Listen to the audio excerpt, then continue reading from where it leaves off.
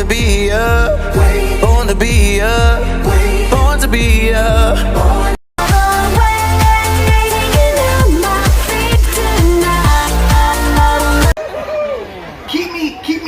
Keep me grounded. All right, here we go. Page 1.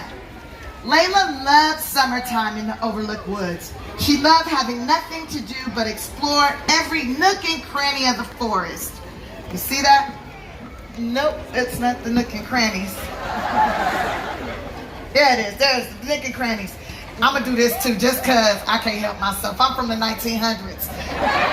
And back in my day, we didn't have big screens like this. We used to have like some little old lady came to our class, or we would go to the library and somebody would read to us. And I think the library was actually my daycare center. I'm not sure. But my mom would leave and then come back, and I could tell she had donuts and coffee, but she didn't give us any. Anyways, sorry, this book is based on my life, so I might have some flashbacks every now and then, okay? I apologize.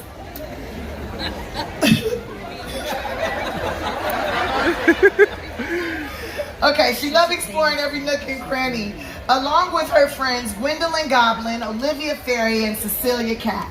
Layla would spend her days searching the highest branches of the Munson trees for the sweetest hanging fruit, chasing sprites until she was too tired to move, and explored every twist and turn in the Melvin's Minotaur's maze.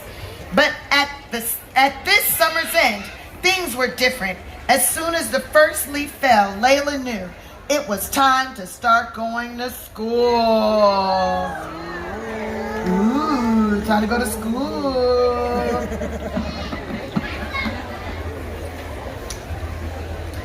Layla lived in the heart of the forest with Trevin Troll.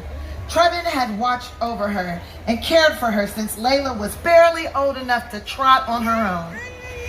He was kind and silly and had a laugh that could shake the clouds. Oh, ho, ho, ho, ho, ho. That's my shake the clouds laugh, but you know, I mean, it's a big man laugh. There you go, big man. There you go. Okay, that is a good one right there. Not quite Santa Claus, but somewhere in there. Oh, I heard it. That was a woman. Okay, you see, we can do anything. See, women, we can do anything. Yes, amen. Amen and amen.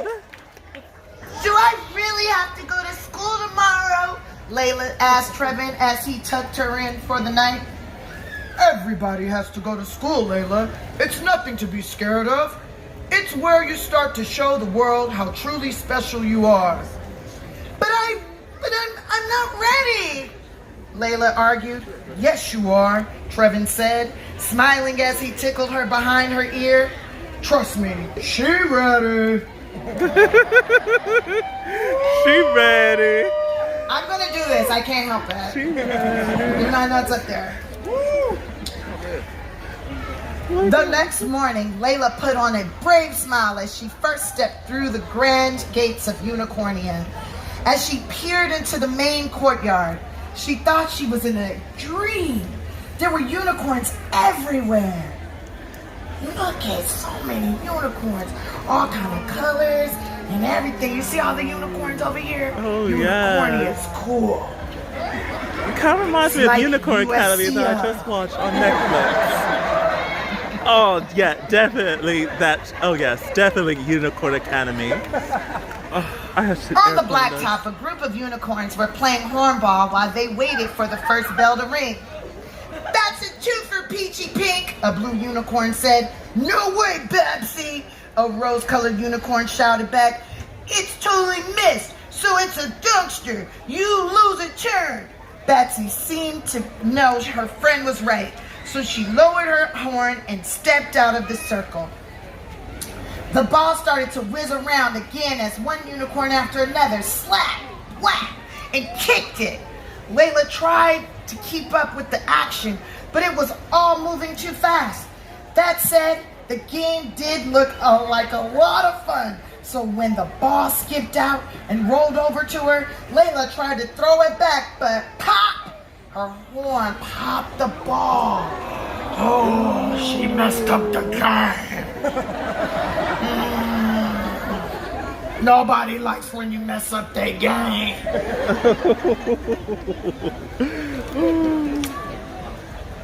Hey, newbie, you just wrecked the game, Babsy said. It was an accident, Layla tried to explain. I didn't know the rules. We don't play hornball in Overlook Woods. Oh, Peachy said, shaking her head. Newbie's just woodsy. All the other unicorns laughed as the last bell rang to start the day. Do you know what woodsy means? You don't have any idea what woodsy is? She's so woodsy. She's so woodsy. It's my way of saying ghetto, because I'm from South Central LA. And people's like, she just so Amen. ghetto. So that's my way of saying ghetto. Respect, sister. Thank you. Are you single?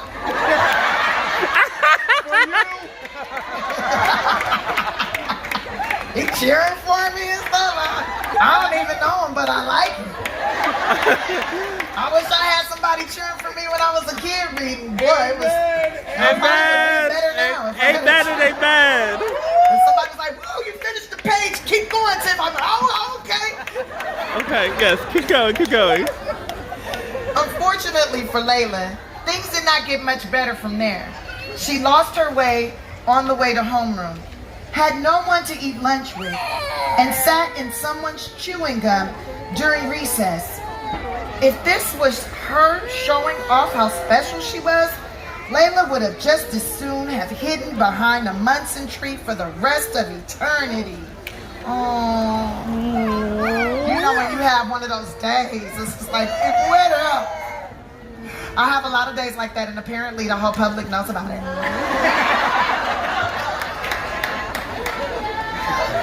But you just keep going.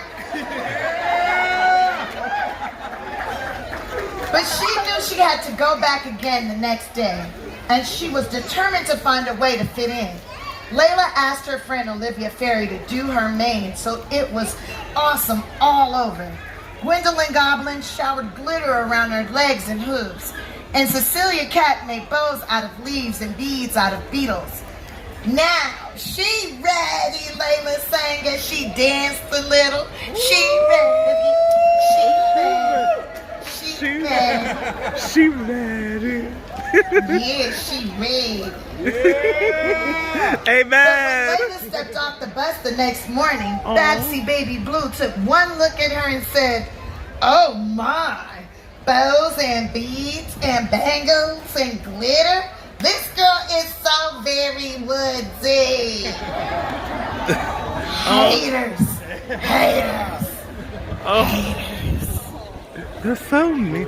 So You know why mean. people say things that are mean sometimes? Why? It's because they don't understand you.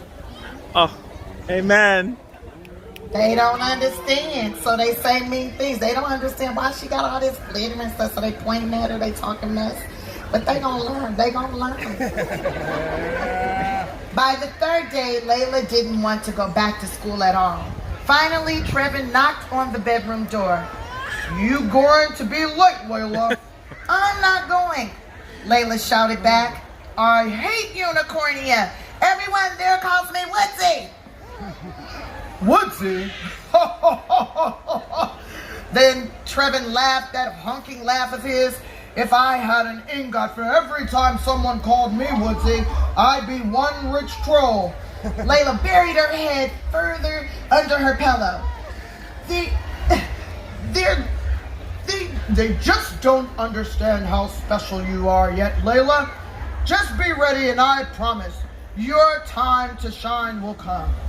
Later, sorry, I'm a little confused here. My eyes are moving all over the place. Later, at the bus stop, Layla imagined having Trevin on her shoulder, Gwendolyn Goblin on the other, and placed Olivia and Cecilia in her heart. No matter how mean the other unicorns were, no one could take away what she had inside. And remember that, guys. Whatever's inside your heart, nobody can take that unless you let them take it. Nobody can really hurt you unless you let them hurt you. At least with their words. At least with words, I know that. You don't have to believe everything everybody tells you. I know I don't. That day, Mrs. Carenson arranged a walking field trip into the fiddly deep forest. Mrs. Carenson partnered up with Layla as they wandered into the woods, but she was so busy looking at her compass, cantering along, talking about the beauties of the world around them that... Ooh, something happened. What happened? Ooh, what happened? She didn't notice there were large patches of devil shoestrings and ouchy-wouchy scrubs right in front of her. Oh my dear me, Mrs. Carenson cried. Bumbly shocks and fiddly hawks, my foot is trapped. Oh, help me. Oh. She was trapped. Oh. It's the shrubs, Mrs. Carenson, Layla said, running over to the whispering willow tree. I know how to get it to let go. Layla gave a branch to each unicorn. Now do what I do, she told the class. Tickle the ouchy-wouchy shrubs. Tickle the plants, Tickle the plants, Babsy exclaimed. Seriously? It's the only way. Nothing can hurt you while it's laughing. At least that's what I did back in the 1900s. It kept me from getting beat up, okay? And it used to give, kids used to give me extra lunch tickets if I made them laugh. I was very nutrified. Yeah, well, yes, I had a co-writer who made sure I didn't cuss in the book, but yes. This is based off of my existence, young man. This is about the 1900s, but in a more magical way. Amen.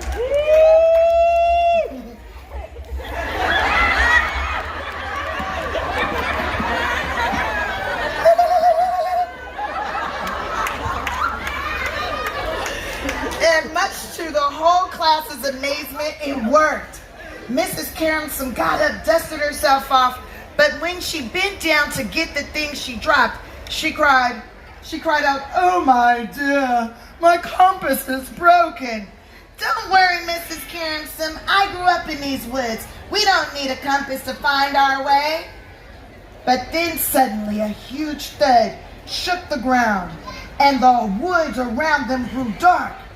I'm scared, Babsy Blue shuddered as the unicorns all clustered together. I don't like the dark. Uh-oh, what's coming? What's coming? It's getting dark. Uh-oh. Oh, you guys, there's nothing to fear, Layla told them as she turned around. That's just Melvin Minotaur. We must have accidentally wandered near the entrance to his maze. Hey, Layla!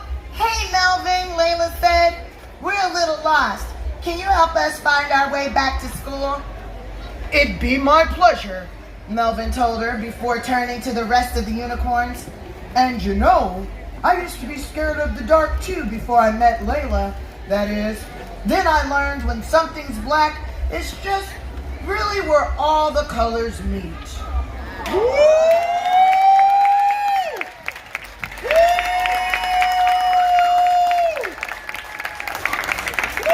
Melvin is based off of a true character named Melvin the Menace. He was a gangbanger, and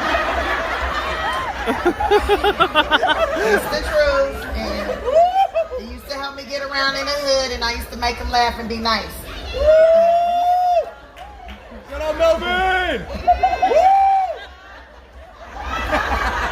You gonna end up taking me to dinner, sir. Keep on.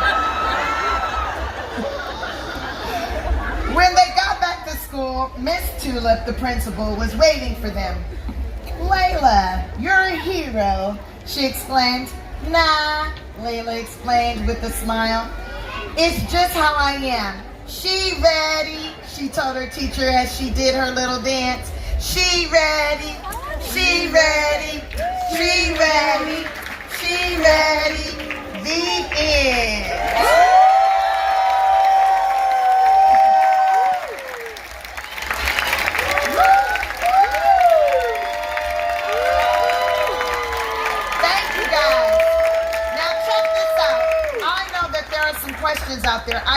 I'm burning. And I got a little time on my hands. And so if anyone, especially